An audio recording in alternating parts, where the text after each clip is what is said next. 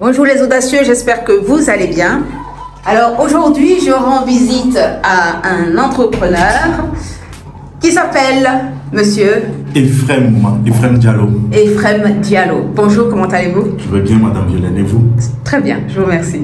Alors parlez-nous un peu de la décoration de votre bureau, justement. Je vois qu'il y a des figures marquantes et en tant que lotusienne, je ne peux qu'être intriguée par tout cela. Pourquoi ce choix? Oui, ce choix parce que ce sont des personnalités qui m'ont marqué et qui continuent de m'inspirer d'ailleurs dans mon entreprise. Et voilà, il y a Patrice Lumumba, Julius Nyerere, Aimé Césaire, Léopold Sédar Senghor, Sylvanus Olympio, Nassim Adema, Nelson Mandela, Barack Obama et Martin Luther King. Voilà, il y en a d'autres, mais c'est ceux-là uniquement que que vous avez voulu célébrer. Que j'ai voulu célébrer, sur lesquels mon choix est porté. Mais en même temps, chaque visiteur qui vient dans mon bureau, eh bien, je les laisse apprécier eux-mêmes, voilà, ces personnages. Peut-être qu'il y en a parmi eux qui ne disent pas grand-chose à telle ou à telle personne, donc je laisse chaque visiteur. Excellent, voilà. Excellent. Forcément, ça va susciter des réflexions derrière, et c'est tant mieux. C'est un message tacite, le silence éloquent, quoi. Effectivement. Parce que moi-même, ce n'est pas. Enfin, c'est vrai que j'ai fait le choix de ceux-ci, mais ce n'est pas eux tous, quand même, qui m'inspirent. Ah, je vois. Ah, d'accord. Ah, d'accord. C'est bon de le préciser. Voilà, c'est pour cela que je dis, je laisse chaque visiteur apprécier et faire son choix, au final. Excellent. Alors, eh bien, écoutez, je vais vous laisser la parole parce que vous avez un parcours atypique et riche.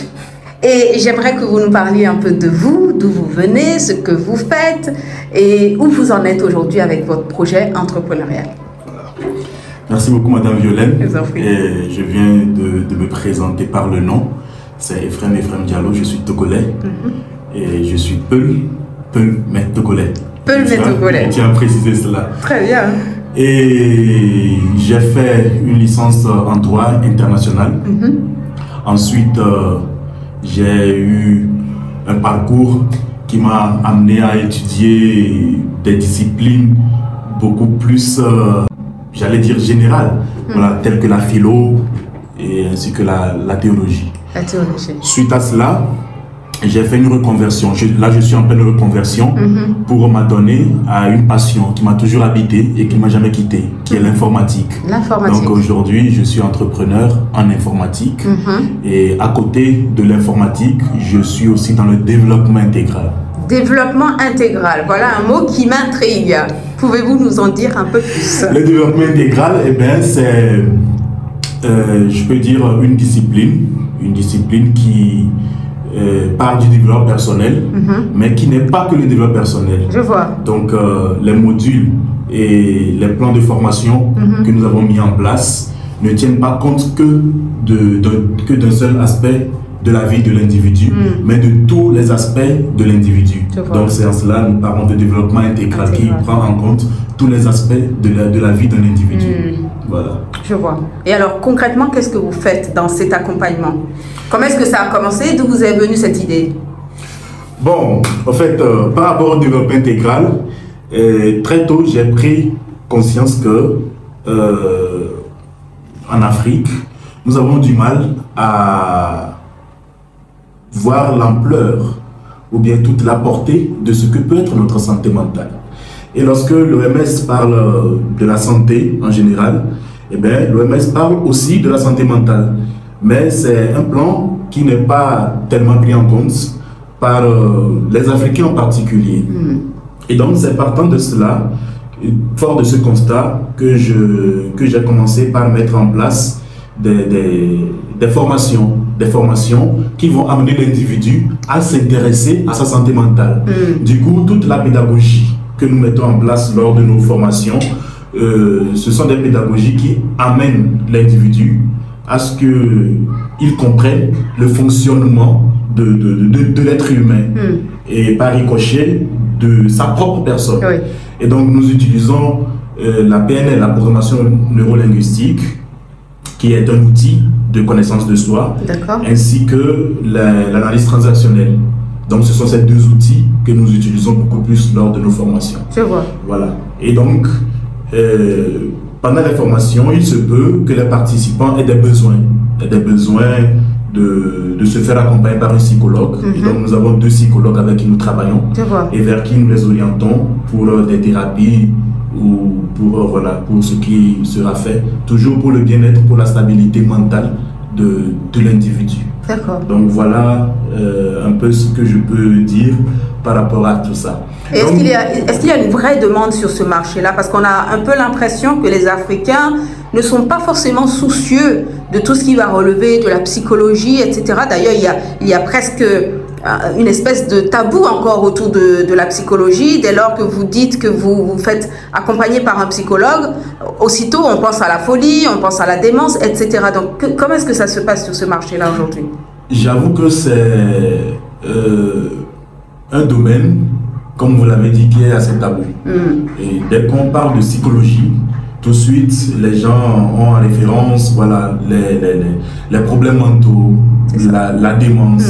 Donc, nous ne mettons pas tout de suite en avant cela. Et nous partons du développement personnel que beaucoup de personnes apprécient. Voilà. Mais c'est lorsque la formation commence par être déroulée, les moyens, les outils que nous utilisons, les moyens et la pédagogie, ça, très tôt, les gens comprennent que ce n'est pas que du développement personnel, mais ça va au-delà du développement personnel.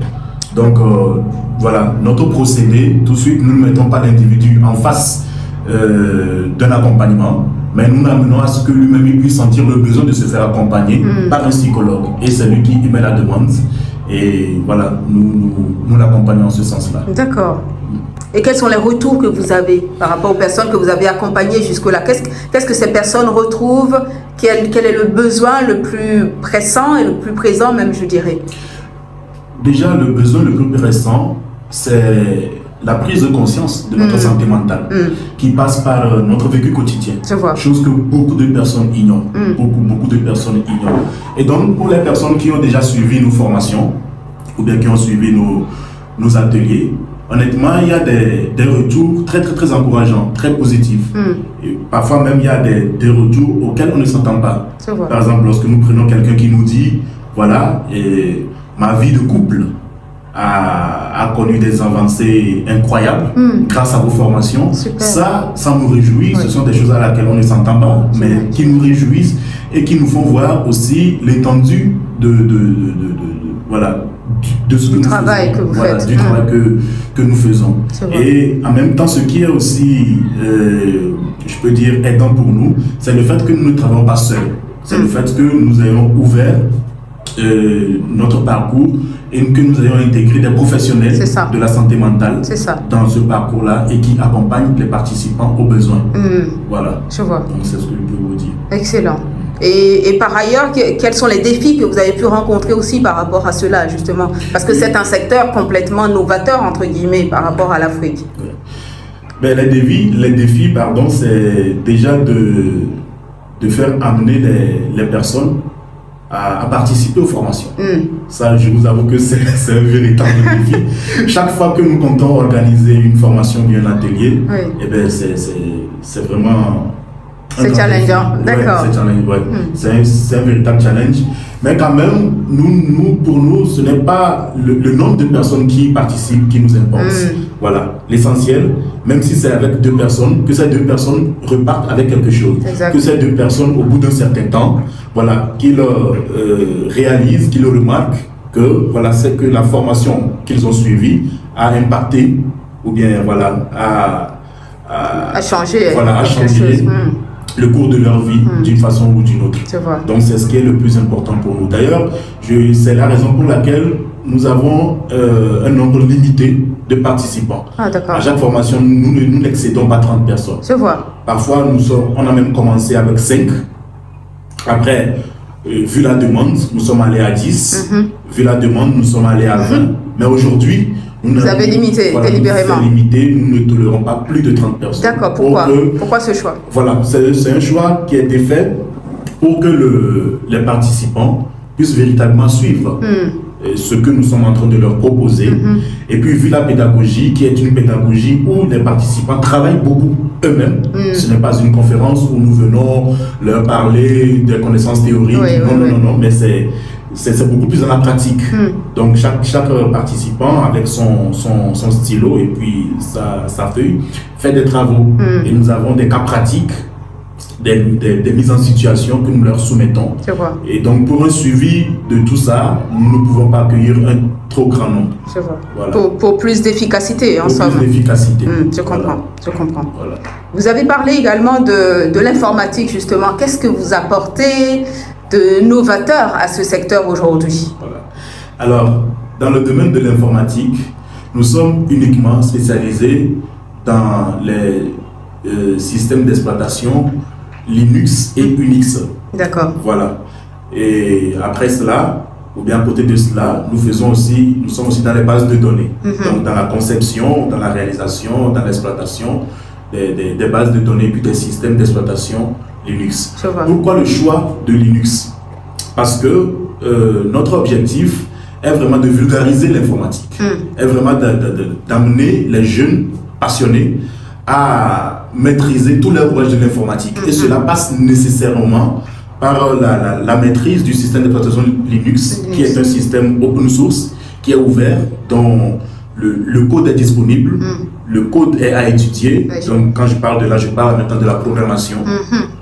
Et cela permet à ce que la personne ou bien le jeune puisse maîtriser l'outil informatique, puisse avoir le contrôle sur sa machine, que ce soit un téléphone, que ce soit un ordinateur. Voilà, il a le contrôle complet sur sa machine et cela va lui donner des idées à innover, à créer des applications. Voilà, donc c'est pour cela que nous avons opté pour l'open source. Et puis il faut aussi noter que l'open source est beaucoup plus fiable en termes de sécurité pour les entreprises. Voilà, les entreprises qui misent sur la sécurité de leurs données. Voilà, nous recommandons l'open source et cela. Et puis voilà, l'open source, et puis nous formons aussi leur personnel à l'utilisation du open source. Parce que certaines personnes ne veulent simplement pas se tourner vers l'open source parce qu'elles se disent que c'est trop compliqué. Ce n'est pas compliqué, c'est parce qu'on a été longtemps habitué à utiliser d'autres systèmes. Donc je préfère taire le nom. Je préfère taire le nom pour ne pas faire une mauvaise propagande. D'accord. Donc on a été longtemps habitué à utiliser ce genre de système et du jour au lendemain passer à un autre système, j'avoue que ça peut être un peu déroutant pour certaines personnes, mais nous les accompagnons à intégrer ces systèmes qui sont aujourd'hui prisés par de grosses structures, par les grandes entreprises. Voilà, à cause de la sécurité que cela représente. Est-ce que c'est ce système-là qui est utilisé, par exemple, par Apple? Je n'y connais absolument rien, donc je vous pose la question. Apple, c'est, je peux dire, c'est une... Bon, Apple, c'est une marque. Voilà, c'est une marque. Mais dans les machines, bien les outils que sont le téléphone et l'ordinateur ont leur propre système d'exploitation. Ils ont leur propre système d'exploitation. À part, c'est encore autre chose. Voilà, ça c'est encore autre chose. Mais c'est toujours basé sur le système d'exploitation Unix. Voilà. Donc Unix, je peux dire que c'est le parent des systèmes Linux et puis des systèmes Mac. Mac pour les ordinateurs et puis Apple pour les téléphones. D'accord, je comprends mieux. Voilà. Et où est-ce que vous en êtes aujourd'hui? Est-ce qu'il y a à la fois une demande, mais à partir de quel âge est-ce que vous pouvez former peut-être des personnes à l'informatique et à l'informatique du 21e siècle, si je peux ainsi dire? Oui, de n'importe quel âge. Ah oui? À partir de n'importe quel âge. À partir de 9 ans, c'est possible? Il suffit que nous réalisons que l'intéressé a une passion pour l'informatique et donc ce que nous lui proposons, et il s'y met et puis bon voilà. Aujourd'hui, il y a 2 jeunes, malheureusement qui ne sont pas là, il y a 2 jeunes avec qui nous travaillons qui ont connu l'open source en 2021. Donc de 2021 à 2023, nous sommes à 2 ans, mais déjà qui maîtrisent l'open source, qui créent des applications à partir du langage de programmation intégré au système Linux qu'on appelle Bash. Je vois. Voilà, qui créent des mini-applications et qui s'y connaissent pleinement. Donc, il n'y a pas d'âge recommandé pour se lancer dans l'informatique moderne, dans l'informatique avancée.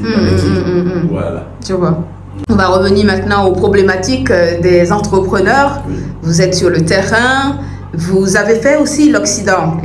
Voilà, vous avez fait partie de la diaspora africaine. Comment est-ce que vous vivez les choses? Comment vivez-vous votre retour au pays déjà? Oui, de retour au pays, tout de suite j'ai réalisé qu'il y a beaucoup de défis à relever. Il y a énormément de défis à relever et cela passe nécessairement par la formation.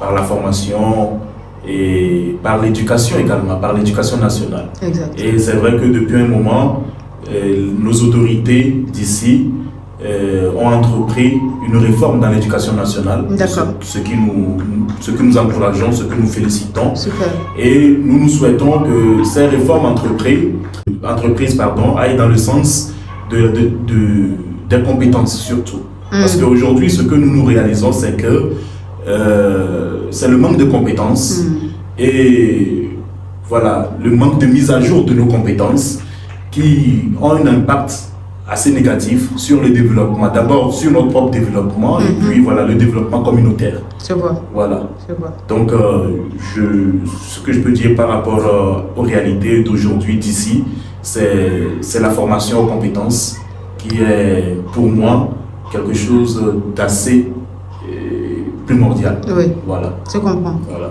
Et alors, quels sont les défis entrepreneuriaux du Togo? Quels sont les défis d'un entrepreneur togolais aujourd'hui?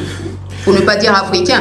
Ah oui, les défis d'un entrepreneur togolais ou africain sont énormes. Voilà. Et déjà, comment est-ce qu'on rentre dans l'entrepreneuriat? Voilà, il faut partir de là. Et pour les personnes qui sont rentrées dans l'entrepreneuriat par passion, par amour pour leur domaine d'entrepreneuriat, je pense que les choses sont tout autres. Maintenant, pour les personnes aussi qui ont atterri parce que n'ayant pas trouvé de boulot, parce que n'ayant pas été embauché dans une autre société, les choses sont également aussi tout autre chose. Je pense que pour revenir un peu à ce qui est commun, c'est d'abord le manque de moyens. Voilà, le manque de moyens des entrepreneurs et pour répondre à certains marchés. Voilà, les conditions de soumission de dossiers, honnêtement, ça empêche beaucoup d'entrepreneurs de répondre à certains appels d'offres. Voilà. Et puis l'autre chose aussi est que beaucoup d'entrepreneurs désolé de le dire, mais ne sont pas formés. Il manque aussi de formation, voilà, de formation en développement personnel, pourquoi pas. Parce que entreprendre, ce n'est pas que entreprendre pour vendre son produit et faire des bénéfices, mais c'est aussi toute sa vie qu'on y met. Exactement. Et donc l'entrepreneuriat, ça prend toute notre vie. Et les défis ne sont pas que au niveau du produit que nous vendons ou bien du revenu que nous faisons, mais c'est aussi l'impact que cela a sur notre vie personnelle et puis voilà, sur notre vie de famille. Voilà. C'est bon. Ouais. Quel serait votre message aujourd'hui aux dirigeants pour faciliter peut-être les choses aux entrepreneurs? Le message que moi j'ai à adresser aux dirigeants, c'est d'abord comme je venais de le dire, dans le programme, les réformes qui sont faites dans le programme, et bien, de mettre aussi l'accent sur l'entrepreneuriat. Déjà, dès l'école, voilà, il faut que le jeune qui aimerait plutôt embrasser l'entrepreneuriat, que ce jeune sache ce à quoi s'en tenir. Voilà, qu'il soit préparé d'une manière ou d'une autre à entreprendre. Et comme ça, lorsqu'il fera face à certaines réalités, il saura quel choix, vers où se tourner pour que voilà, ces défis ne soient pas des fardeaux pour lui, mais que ce soit des défis qu'il ait l'amour de relever, tout simplement. Voilà. Donc c'est ce que je peux dire. D'accord. Donc voilà. tenir compte de la dimension de la formation au final. Hein? Toujours de la dimension mais très de la tôt, formation. Très tôt. Ouais. D'accord.